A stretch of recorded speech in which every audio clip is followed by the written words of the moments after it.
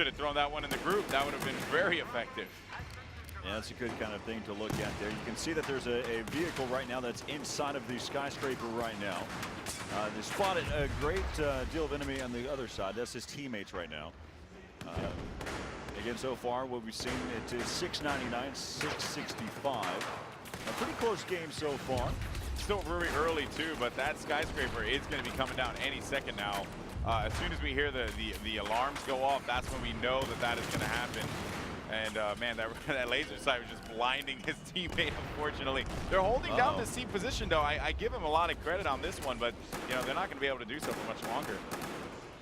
Let's go ahead and kind of take a look here at the scoreboard right now to find out exactly who we need to follow. Of course, there you get a kind of a perspective of what it's like to be inside the skyscraper when it falls. Yeah, and that's what it was like at the base floor. Certainly not good. Not good. As one of the things that we can kind of take a look here and just follow the scoreboard for a moment. Let's actually bring that up to, there you go. And let's see here. Who do we want to follow? We've got a player on the Bravo side. I can explain. He's at 16-1 right now. Yeah, it's Bravo 29. So we're on board now with Bravo 29. Oh, he's in the AC-130. And for those of you that are wondering, we're on the Chinese side. And so he'll be shooting at the blue icons opposed to the orange. That's right. You know, it's pretty it can throw people off that are pretty typical there. Of course, he's just going to kind of continue to fly around there with the gunship. Yep, and we have another player here, Bravo 30, as a matter of fact, inside of the interceptor, as you can see. And you know, he's actually doing some good damage. He's got low health, and he's worried if they start shooting in his direction, he might get taken out. Yeah, or he may run into these into the land and actually take himself out as well. You know, he's going to want to stay alive on this one here because you can actually see that the vehicle itself is regenerating slowly. So there you see it right on the screen there, right at the bottom right, top right of that info card there for Bravo 30.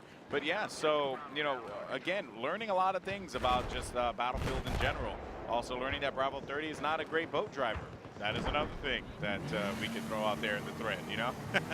Throw that out there. Of course, he might be a better player on the jet ski, though. Right now we're back over here with Alpha 10, or make that Alpha 19, as he was able to pick up one.